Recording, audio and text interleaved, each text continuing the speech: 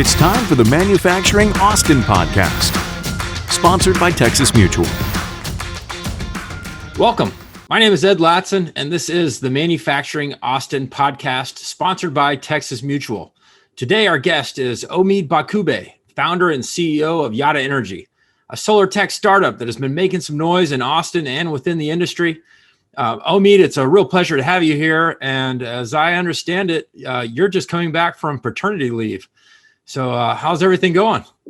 Great as it can be.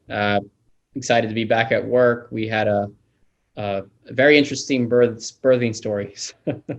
Well, I don't know if you want to share that on here or not, but man, you're looking good. You must be getting some sleep. This is our second one, so we've got some practice to this point. But yeah, we had our son was born in our Tesla Model 3. On the way to the birthing center. We gave birth in the parking lot of the Sprouts. It doesn't get more Austin than that. In a Tesla in a Sprouts parking lot, the first person on site was our doula. And the last thing I grabbed out of the house was a Waterloo. So I had a nephew born in the car.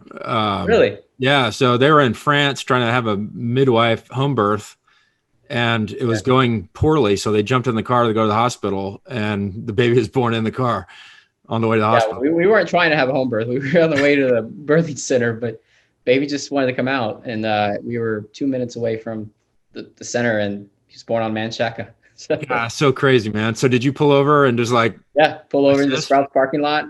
By that time, mom already knew what to do. She grabbed the baby, removed the umbilical cord, and started tapping the back. And he started crying, and we knew everything was okay then. It was still nerve-wracking. Congratulations to you guys. And congratulations to you as well on the business. I mean, it's a pretty amazing story. You've been doing this for 4 years. You launched in 2017. You had a major seed funding round last year to $5 million. You're just now fulfilling orders to your customers. What's the mood like at the company right now? It's very exciting. I would say in midst of all this, we went through a pandemic. So given the fact that we went through a pandemic and all the adjustments that we've had to make from workflow to precautions, I mean, it's just been an amazing journey to be at this point. And what you're seeing here is our new headquarters here in South Austin. We're moving into a 20,000 square foot building where we're going to be processing orders as well as fulfillment, as well as doing some light manufacturing. Tell us about your product. I mean, what makes it unique in the space? So in a nutshell, Yotta is a solar plus storage full solution. Everyone kind of knows about solar today. The prices have come down. You're seeing more and more of it. But the problem with solar by itself is that you can't store the energy. And without storing the energy, it creates all kinds of other problems, right? You actually can have too much solar into the grid, and it causes too much imbalances or fluctuations. And so the next frontier is, how do we solve energy storage? And so we can use solar energy as a power source to compete against fossil fuel peaker plants, right? And so the battery is the next frontier in this sector. And many other companies are building one big containerized battery system. We came to it at a completely different approach. Rather than building a big centralized battery system that has a lot of different layers of complexity and fire suppression systems and siting issues, we've created a modular battery. It's called the Solar Leaf, and it tucks neatly behind a solar module. And so with our solution, if you have room for solar, by default, you have room for storage, and the modular format enables you to very quickly develop it into any project that's out in the field or a rooftop. Well, and I've also read that one of the things that really distinguishes, your business is your energy management system, your temperature management system on the batteries. Yeah. So can you talk about that for a moment? Sure. I mean, so the first knock that we get when we describe our product is, well, it gets really hot on rooftops. How can you put batteries on rooftops? As well as we experienced a few months ago, it can get really cold as well, right? So the secret to all energy storage products that will be successful fundamentally is thermal management, right? A company like Tesla, they've pioneered liquid cooling of their batteries, which they use in their cars and in their battery products. We've pioneered a completely new technology. It's called a phase change heat exchange system. And each battery that's about the size of a briefcase has this system built in that essentially regulates its temperature. It's almost like the human body. It just regulates the battery temperature, doesn't let it get too hot, doesn't let it get below freezing. Well, tell me about the story. I mean, so did you develop this technology, and how did you guys go from idea to actually, to this point right here? Yeah, so very interesting. Like I came from the solar industry. I started it back in like 2010 when it was a very nascent field, very much a green movement. People bought solar because of an emotional appeal. It wasn't quite economical just yet. And so I spent a lot of time developing battery systems as well, from the time when we were using car batteries to more and more advanced products. And I knew that there had to be a fundamental shift, because what I was witnessing is not the cost of the technology being the barrier, but the cost of the implementation as the barrier, right? So fast forward, moved to Austin. We chose to move to Austin because of a progressive solar policy. This was before Austin became the boom town it is today. And I went to a function called 3-Day Startup, and I met the co-founder, Vikram. Vikram came from a battery background, an engineering background, and he was really the one that motivated me to quit my job and start a company. I didn't know what startup was at that time. And so we started tinkering in our garages. His garage was the electrical, mine was the mechanical, and we would build various prototypes. And lo and behold, we worked backwards and said, well, how do we fundamentally change how easy it is to deploy energy storage? And that's where what's called panel level storage is what our product sector is. It came to our thought and said, well, no one's doing this. Why isn't anyone doing this? Well, temperature. It's extremely hot. It's extremely cold. And we worked backwards from there. And that's how we developed a core thermal technology. And now it's been patented. We've received various levels of funding, and we're actually building it out and delivering it to customers. Yeah, I mean, that's amazing, because, getting a manufacturing startup off the ground is no easy task. There's a lot of critical challenges with that nationally, really around funding. There's not venture capital that's interested in taking the risk on hardware. So what were some of the early challenges for you, and how did you guys overcome those? It's exactly as you said. Like it's every VC, majority of VCs want to just invest in software. Why? Because software, it either rises really quickly or falls really quickly. Whereas manufacturing hardware is a little bit different nut to crack. But it's all about finding the right investors. In fact, if you look at some of the most successful software, clean tech companies, they are hardware based, which a prominent software layer on top of their hardware, right? And that's the same journey for us.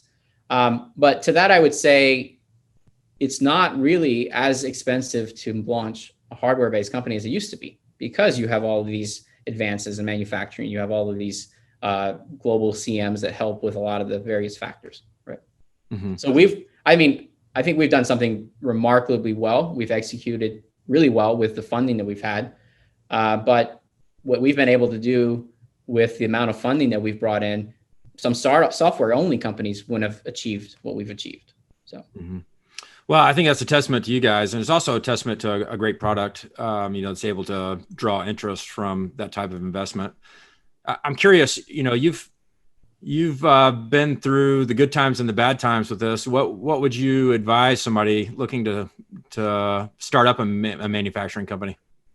And you would have to be really passionate. The first thing, anyone that startups get a lot of hype, right? And when I jumped into it, there was a bit of naiveness. And if I didn't have that, I probably wouldn't have started it. So you got to have that. That's good to have. But you have to be really passionate about what it is you're trying to solve, what problem it is you're trying to solve, right? I love solar, right? I got into it. I just see such a huge potential. The idea that we can just produce electrons from a device that sits on a roof is just amazing to me. And then I was a geek for the industry. I used to go to all the trade shows and see all the companies coming out with products, what worked, what didn't work. So that because of that, I've been able to navigate really well in our product fit and what kind of features we build out, right? But it's a journey. I mean, anytime you're trying to start anything from scratch, it's a long journey. I often joke that people think they leave a 9 to 5 to do something like this. They're really leaving a 9 to 5 to work 24/7. But at the end of the day, you have to be passionate about it. And if you don't have that passion for what problem you're solving, you're not going to make it. Well, give us a scope of the business today and kind of what your challenges are. Like how big are you and what are you working on right now? Yeah, we are right now, we are 15, going on 15 full-time employees. We're actively hiring some key positions. We are starting to ship product out to early customers. There's two components in our solution. We have our inverter system. We call it dual power inverter. That's the first of its kind inverter that works interchangeably with both solar and storage. And then we have our flagship product, the Solar Leaf, the storage component that's coming out to market around Q4 for manufacturing. So there's a whole layer of learning logistics. Now we're getting orders in the door. How do we process these orders? How do we ship them out? Hiring talent, I think it's gotten a little bit tough.